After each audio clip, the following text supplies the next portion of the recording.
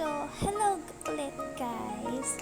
Itong video na to is share ko sa inyo kung hanggang saan naabot ang 100 pesos mo. Yes, guys, tama ang narinig nyo, 100 pesos para sa isang anniversary. First anniversary namin dyan actually. And then, yun. Walaan nga, saan kami pupunta dyan at saan kami magdi-date. Meron lang kami is 100 pesos. Legit guys, legit. 100 pesos. Yun na lang talaga natitira naming pera. Ayan. Bumili kami ng atay. Bumili siya ng 20 pesos na atay.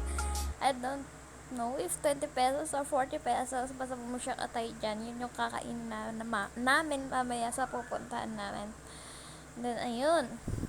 Wait lang mag-crop yung video. Wait. And then, ayun, continue na natin.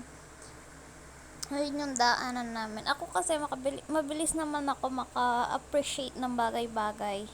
Mga maliit na bagay na appreciate ko. Makikita lang ako madaming ilaw sa daan, madaming Christmas light sa daan, maliwanag yung daan, ganun. Mabilis ko siya ma-appreciate. Sumasaya ako actually. Alam mo yun, parang alam niya naman yun alam mo, pag may pinupuntahan kami, tapos makita ko lang yung mga ilaw-ilaw sa daan, yung nasa daan, yung nasa guhit-guhit na yan, yung mga nilalagay nila sa daan.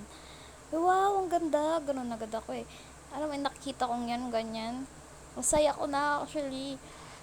Puro ko, wow, ang ganda, ganun. Ako kasi bilang hindi ako galang tao, alam mo yun, taong bundok ba, mata.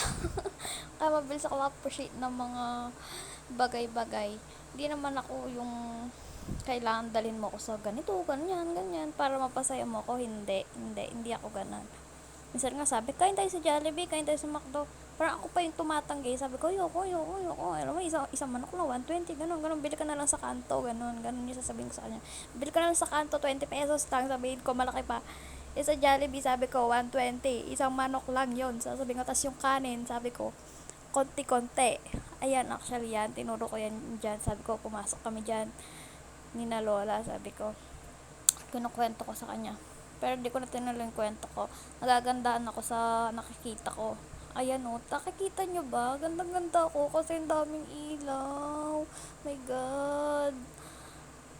Diyan ako sumasaya sa mga ganyan. Malapit na kami sa pinupuntahan namin, pero may stopover muna kami.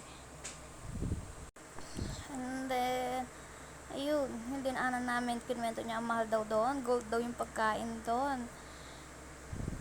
Yun, ganun kwento niya sa akin. Ayun, ang ganda nakita ko, ang log ng lugar.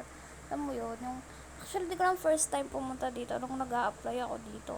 Nakadaan na ako dito, pero hindi ako nagtambay, ganun. First time kong tumambay dyan.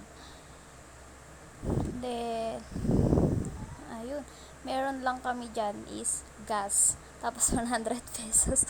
Kasi yung motor niya, pinu-full tank niya yan every sahod niya. Ayan, bumili kami ng pagkain din sa 7-Eleven. Ayun, nagdala kami tumbler, tubig para di nadagdag sa bibilhin namin. Ayun, bumili siya mangwan, boys. Ito yan. Sabi ko, ayoko mangwan kasi maasim. Di ba, bumili kang patata, ganun, uwishi, wag lang mangwan. Kasi ayoko talaga ng maasim.